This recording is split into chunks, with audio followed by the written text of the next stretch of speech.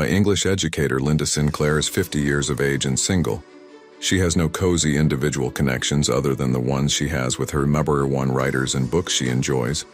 How considerably less confounded her life is than the tumult she finds out about in writing, in spite of the way that her life could seem exhausting and tedious. She preferred basic joys in light of the fact that as a delicate young person, she had forever been distant from everyone else. She starts dating various men. As she searches for adoration, she expected to set a model for her children by picking a smart, thoughtful man. Yet she dismisses them all since she needs to mark off each container. One day, Jason came over as she was utilizing the ATM to pull out cash. Yet she didn't see him from the beginning and utilized paper shower on his eyes since she thought he was a hoodlum. Subsequent to acknowledging what she had done, she was sorry and gave him a water to chill the copying.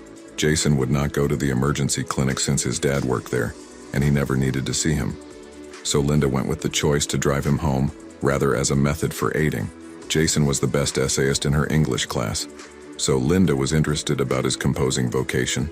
While they were out and about, she thought he was at that point enjoying a truly incredible lifestyle in New York City. When things didn't go as arranged, Jason's dad requested that he concentrate on regulation, something he had never needed and which had consistently given him stress. Jason recognized to Linda that he needed to be a decent essayist and that he had moved on from the theater composing program in New York. He likewise conversed with her about the play he had recently composed, yet had been not able to distribute or peruse on the grounds that she was so moved. Linda pursued the choice to help Jason. She inquired as to whether you would see any problems on the off chance that she read his play, and Jason consented to send it to the school the following day. Jason endeavored to slip a duplicate of his play into Linda's group.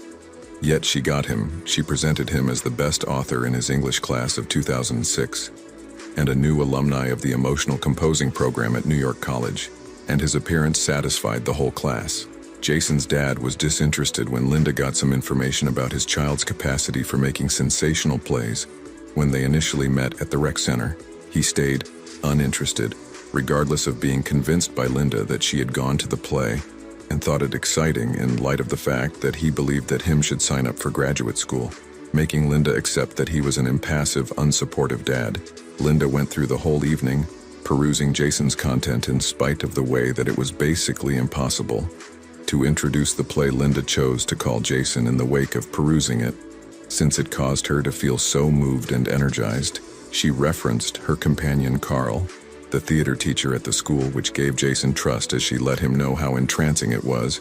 She informed him that he regularly grumbled about getting a similar dramatization to prepare a large number of years, so he would be truly thankful to have something new and fascinating. She likewise expressed that he could help him in having the play delivered. Jason pursued the choice to heed her guidance. Carl was given the content to peruse, and he thought it was captivating. Carl and Linda went to the Keys office to demand subsidizing for their thought for another play. Since he had been showing similar play for the earlier years, Carl met Linda at school in the first part of the day so they could discuss Jason's play. Linda and Carl were told by Trudy and the VP that their play was ill-advised for a secondary school since it had a disastrous and savage closure.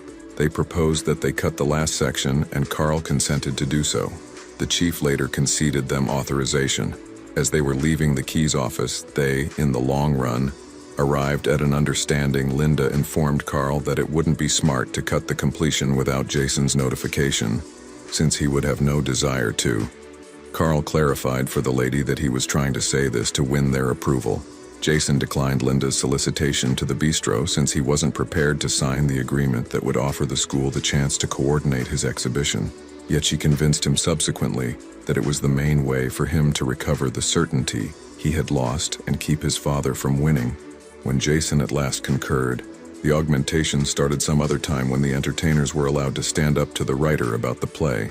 Jason felt disturbed when one of the understudies scrutinized his certainty. Jason stomped out of the theater. Linda advised him to remain on track and oppose becoming diverted. Tom hindered them in a practice, requesting to chat with Jason outside. Linda chose to proceed to help Jason in the wake of them having a brutal discussion. She additionally realized that Tom could never believe Jason should seek after his dramatic playwriting as a profession. Jason was in torment because of his ulcers. So when Linda entered her homeroom following their contention with Tom, and gave him some medication. He felt ease. They became immersed in a second, and Jason kissed Linda and gave her a table embrace. Do you want to see part 2 of this video? Subscribe to the channel and comment part 2. Thanks for watching. I would see you at part 2.